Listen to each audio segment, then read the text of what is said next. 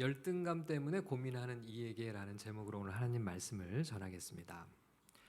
열등감이라는 단어를 사전에서 찾아보면 다른 사람에 비하여 자기는 뒤떨어졌다거나 자기에게는 능력이 없다고 생각하는 만성적인 감정 또는 의식이라고 정의를 내렸더라고요. 자, 여러분은 어떠세요? 여러분의 마음속에는 말 못할 열등감 때문에 고민하며 살아가지는 않습니까? 교계에 꽤나 이름이 알려져 있는 어느 목사님이 25살 때부터 탈모가 시작되어서 항상 외모에 대한 열등감에 시달렸다는 그런 고백을 설교 중에 하시는 것을 들은 적이 있어요.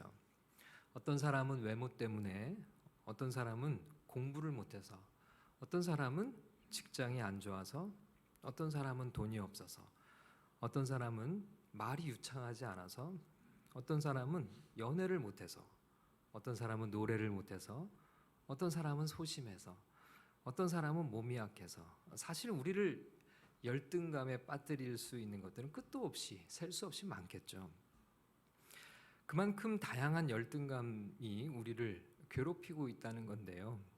네이버 지식백과에서 찾은 어느 글의 일부를 조금 읽어보겠습니다. 최근 몇 년간 인터넷상에서 가장 크게 유행했던 단어 중 하나로 열폭을 들 수 있다. 열등감 폭발이라는 뜻의 신조어인 열폭은 화를 내지 않아도 될 만한 상황에서 갑작스럽게 터지는 비논리적인 분노와 짜증 등을 비하할 때 쓰인다. 달리 생각하면 인간이라면 누구나 말 못할 열등감 하나쯤은 갖고 있기 마련이라는 뜻이기도 하다. 미국의 유명한 정신의학자인 제롬 프랭크는 딸 줄리아와 함께 정신질환자의 공통적인 특징에 대해 연구한 끝에 과격하지만 재미있는 결론을 내린 바 있다. 모든 정신장애는 기가 죽어서 생기는 병이며 기를 살리는 것이 모든 치료 방법의 공통적인 요인이라는 것이다. 기가 죽어서 생기는 병은 다름 아닌 열등감이다. 모든 정신적 장애의 근본에 웅크리고 있는 것이 바로 열등감이라고 할 만큼 열등감은 위험한 증상이다.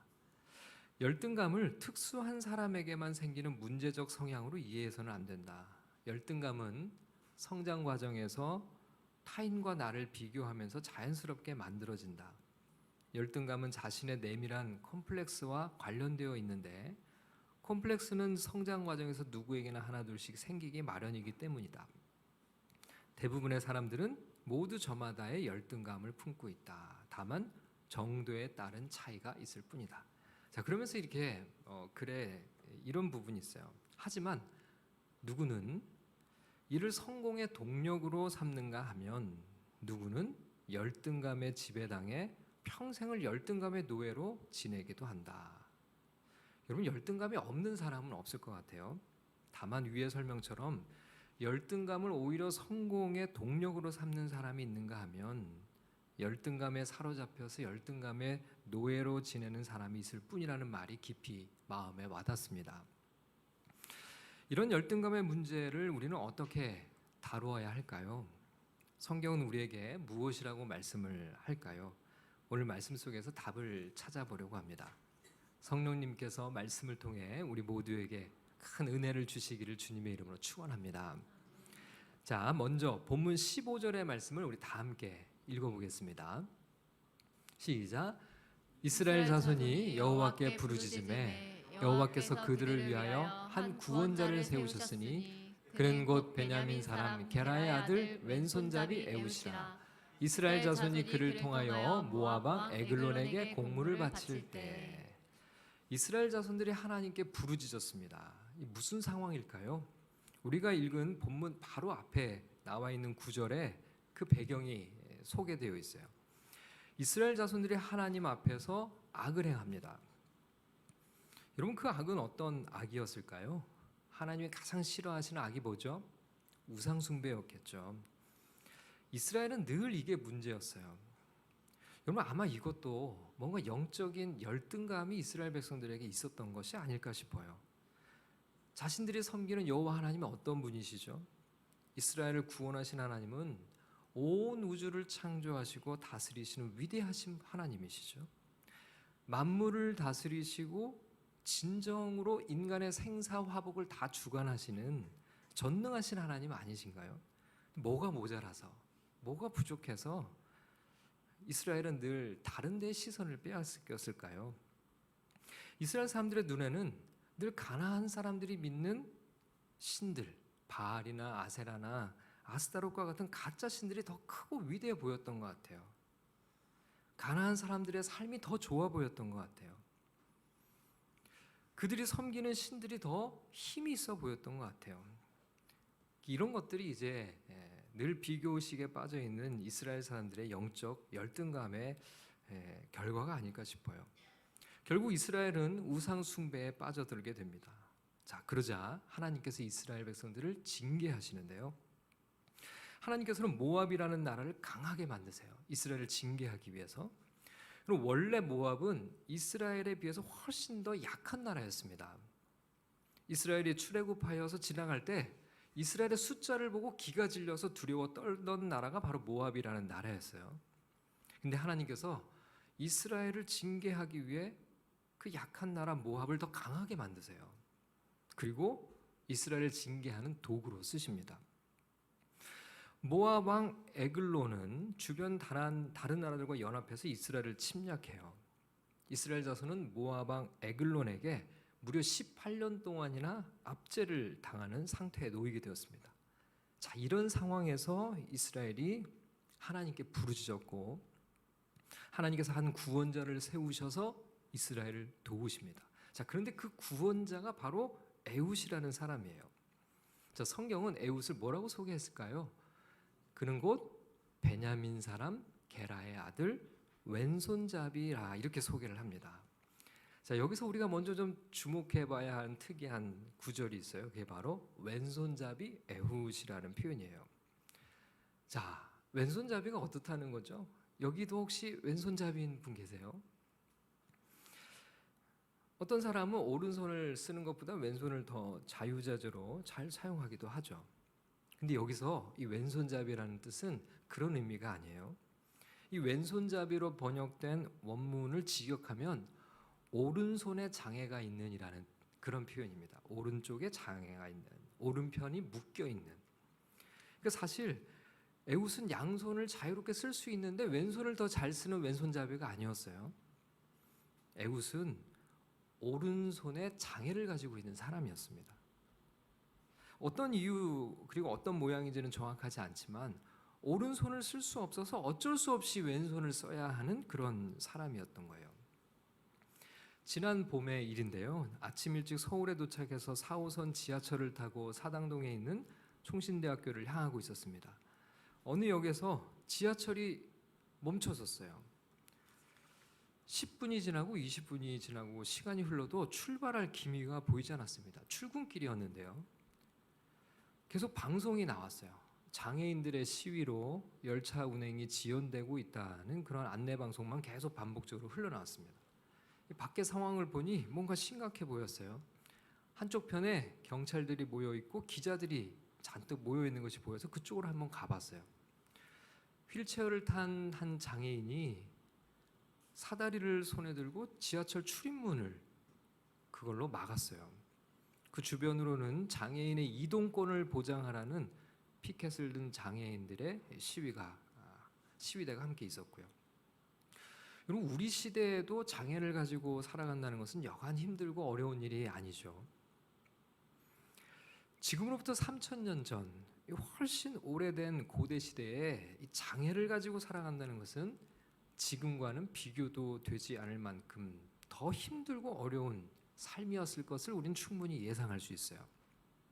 더군다나 에훗은 베냐민 사람이라고 되어 있습니다. 여러분, 베냐민 지파는 이스라엘의 12지파 중에 가장 작은 지파예요. 여러분, 숫자가 작다는 것은 그만큼 영향력이 작은 지파라는 뜻이겠죠. 이스라엘에서 제일 영향력이 작은 지파 출신의 장애인이 바로 에훗이라는 사람이었습니다. 에훗보다 앞서서 이스라엘의 사사가 되었던 온니엘이라는 사람이 있었죠. 근데 이 온니엘과 에훗은 상당히 대조적이에요. 온니엘은 그야말로 영적인 엘리트와 같은 사람이었습니다. 온니엘은 어느 지파 출신이었냐면 유다 지파 출신이었는데요. 유다 지파는 이스라엘의 가장 중심 지파 중에 하나였어요. 가장 대표적인 그런 지파고 숫자도 많았습니다. 그야말로 명문 지파 출신이 바로 온니엘인데요. 더군다나 그의 삼촌은 이스라엘의 영웅 갈렙이었어요. 여러분, 갈렙이 어떤 사람이죠? 출애굽한 1세대 중에 유일하게 여호수아와 함께 가나안 땅에 입성한 그런 사람이죠. 바로 그 갈렙의 조카가 바로 온니엘인데요. 그리고 가나안 땅 정복 시기에도 혁혁한 공을 세워서 이름을 날리기도 했습니다. 이스라엘의 첫 번째 사사 온니엘은 전형적인 영적 엘리트였어요. 이에 반해서 두 번째 사사 에훗은 이스라엘 전체에서 가장 영향력이 없는 베냐민 지파 출신의 장애인이었어요. 여러분이 에훗이라는 어떤 마음이 들까요? 에훗의 마음속에는 열등감은 없을까요? 근데 여러분, 여기서 우리가 한 가지 주목할 분이 있어요. 그분은 누굴까요? 하나님이신데요. 하나님은 온니엘과 같은 영적 엘리트를 사용하시기도 하지만 훨씬 더 많은 경우에 에훗과 같은 이들을 하나님은 다시 자신의 도구로 쓰신다는 겁니다. 하나님은 능력이 많은 사람들을 쓰시기도 하세요. 그렇지만 오히려 능력이 없는 자에게 능력을 주셔서 쓰시는 분이세요. 그 이유가 성경에 나와 있어요. 그 이유는 그 일이 하나님이 하신 일이라는 것을 드러내고 나타내시기 위해서라는 겁니다. 여러분, 사실 이스라엘이라는 민족을 하나님께서 선택하신 이유가 뭘까요? 이스라엘이 강한 민족이고 큰 나라를 이루고 있었을까요? 아니에요. 정반대였는데요. 신명기 7장 7절 말씀을 우리 같이 한번 읽어보겠습니다. 신명기 7장 7절입니다. 시작. 여호와께서 너희를 기뻐하시고 너희를 택하심은 너희가 다른 민족보다 수요가 많기 때문이 아니니라. 너희는 오히려 모든 민족 중에 가장 적으니라. 이스라엘은 하나님을 세상에 나타나기 위해서 계시를 주시고자 사용하신 민족인데요. 여기 보니까 하나님이 이스라엘을 선택한 이유를 분명하게 말씀하세요. 그 이유가 뭡니까? 모든 민족 중에 가장 적었기 때문에. 숫자가 적다는 것은 가장 약하기 때문이라는 거죠. 가장 약한 그룹, 보잘것없는 그룹. 다른 민족보다 강하고 특출해서가 아니라 모든 민족 중에 가장 적고 가장 보잘것없고 가장 연약한 민족을 하나님이 택하셨다는 거예요. 그런 약한 민족을 통해서 하나님은 하나님을 나타내시고자 하신 거죠. 여러분, 고린도전서 1장 27절과 29절, 27절 말씀을 같이 읽어보겠습니다. 시작. 그러나 하나님께서 세상의 미련한 것들을 택하사 지혜 있는 자들을 부끄럽게 하려 하시고 세상의 약한 것들을 택하사 강한 것들을 부끄럽게 하려 하시며. 이 구절을 보면 하나님이 누구를 택하신다고 되어 있어요? 세상의 미련한 것들, 세상의 약한 것들. 자, 그들을 통해서 세상에 지혜 있는 자들과 강한 것들을 부끄럽게 하려 하신다, 이렇게 말씀하시죠. 또 고린도전서 1장 28절을 읽겠습니다. 시작. 하나님께서 세상에 천한 것들과 멸시받는 것들과 없는 것들을 택하사 있는 것들을 폐하려 하시나니. 세상에 천한 것들과 멸시받는 것들과 없는 것들을 택하셔서 하나님이 일하셔요. 왜요? 세상에 있는 것들을 폐하시려고 그러신다. 이렇게 그 이유를 아주 분명하게 말씀하시죠. 고린도전서 1장 29절입니다. 함께 읽겠습니다. 시작. 이는 아무 육체도 하나님 앞에서 자랑하지 못하게 하려 하심이라. 인간들이 자신들의 능력으로 하나님의 일을 하면 자기 능력 때문인 줄 알 거예요. 그러나 하나님은 자신의 능력으로 자기를 자랑하지 못하고 누구만 자랑하게요? 하나님만 자랑하게 하시기 위해서 오히려 능력이 없는 자들을, 연약한 자들을 하나님이 택하서 사용하신다는 거예요. 고린도전서 1장 31절을 읽겠습니다. 시작. 기록된 바 자랑하는 자는 주 안에서 자랑하라 함과 같게 하려 함이라. 하나님의 손에 들린 위대한 사도였던 바울은 자신의 몸에 육체의 가시라고 부르는 어려움이 있었습니다. 정확하게 그것이 무엇을 의미한지는 모르지만 그의 사역을 매우 힘들고 어렵게 괴롭혔던 문제였다는 것은 분명하게 알 수 있어요. 바울은 그것을 제거해 달라고 하나님께 수차례 기도하는데요. 하나님께서 바울에게 이렇게 말씀하세요. 고린도후서 12장 9절 말씀입니다. 시작. 나에게 이르시기를 내 은혜가 내게 족하도다. 이는 내 능력이 약한 데서 온전하여짐이라 하신지라. 그러므로 도리어 크게 기뻐함으로 나의 여러 약한 것들에 대하여 자랑하리니 이는 그리스도의 능력이 내게 머물게 하려 함이라. 바울은 하나님의 능력이 오히려 자신의 약함 속에서 온전해진다는 사실을 알게 되었어요. 우리의 연약함 속에 오히려 그리스도의 능력이 머물 수 있다는 것을 깨닫게 된 거죠. 여러분, 이것을 알고 난 바울은 오히려 자신의 약함을 기뻐했다고 얘기를 해요. 이게 열등감이 치유되는 순간인 거죠. 고린도전서 12장 10절 말씀을 함께 읽겠습니다. 시작. 그러므로 내가 그리스도를 위하여 약한 것들과 능력과 궁핍과 박해와 권고를 기뻐하노니 이는 내가 약한 그때에 강함이라. 여러분, 어떻게 바울은 약한 그때에 강해질 수 있었을까요? 그의 약함 속에서 역사하시는 하나님의 능력을 그는 봤기 때문이죠. 세상은 끊임없이 우리의 열등감을 자극합니다. 능력도 없고 가진 것도 없고 할 수 있는 것도 없고 부족한 것 투성이고 모자란 것 투성이라고 말이죠. 그런데 하나님은 그런 사람을 주목하고 계세요. 우리가 가지지 못한 것에 집중하면 우리는 열등감에 시달립니다.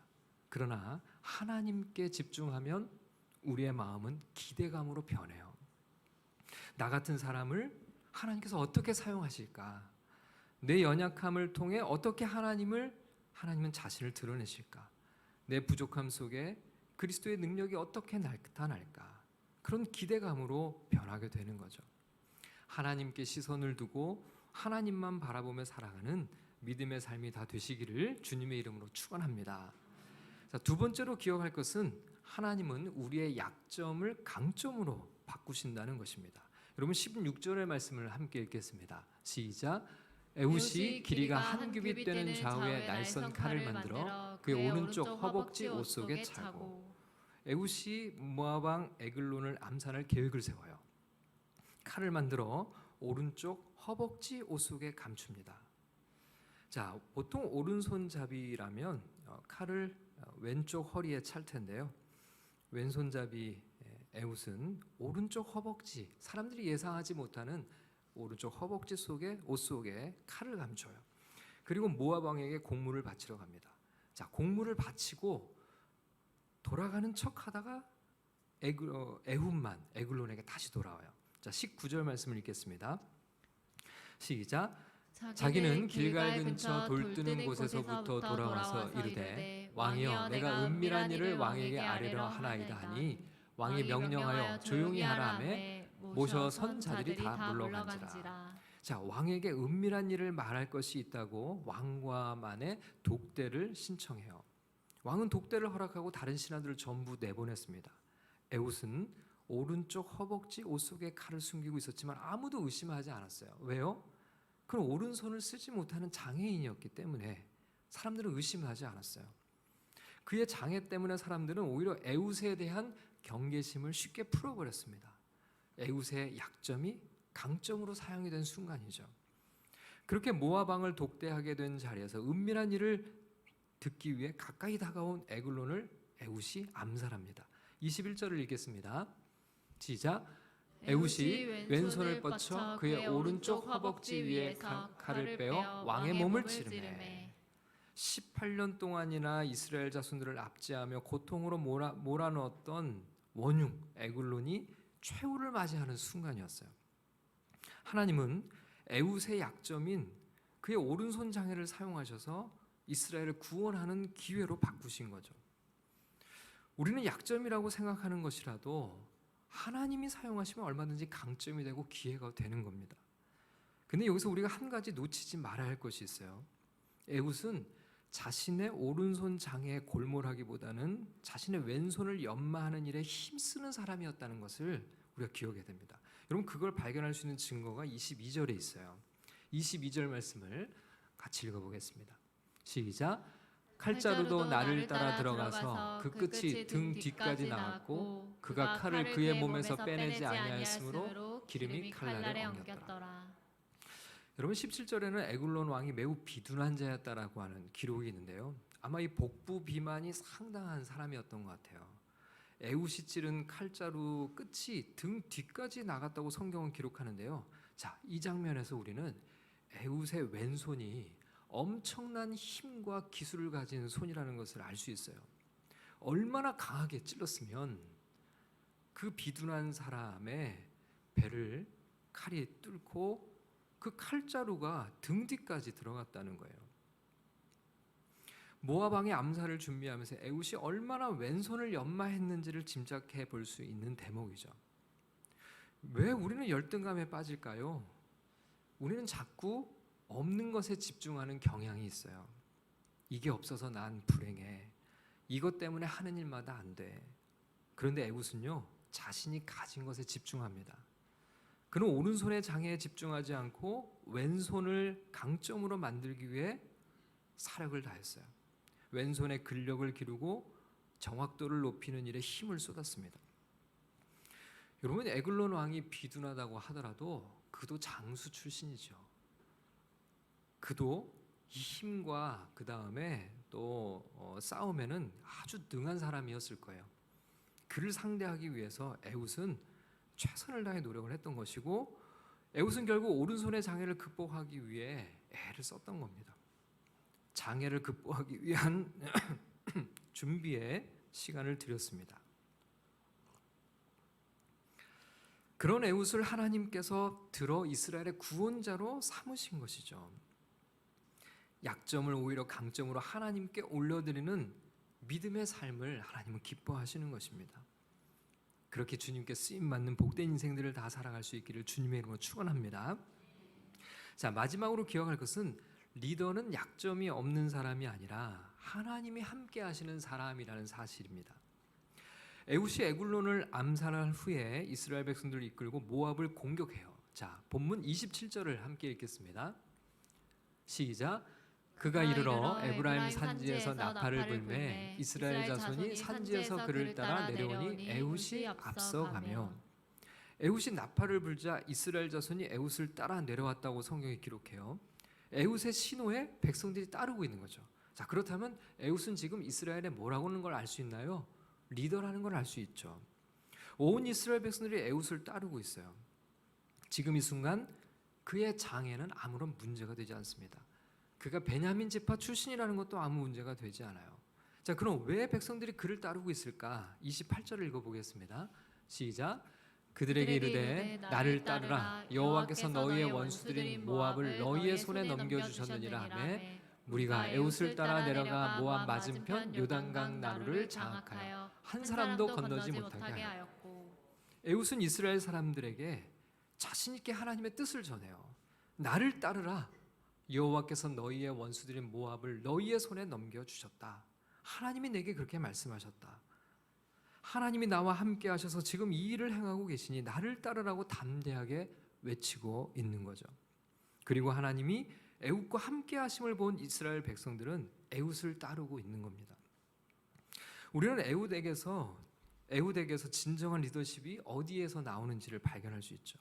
에웃의 능력일까요? 에웃의 지혜일까요?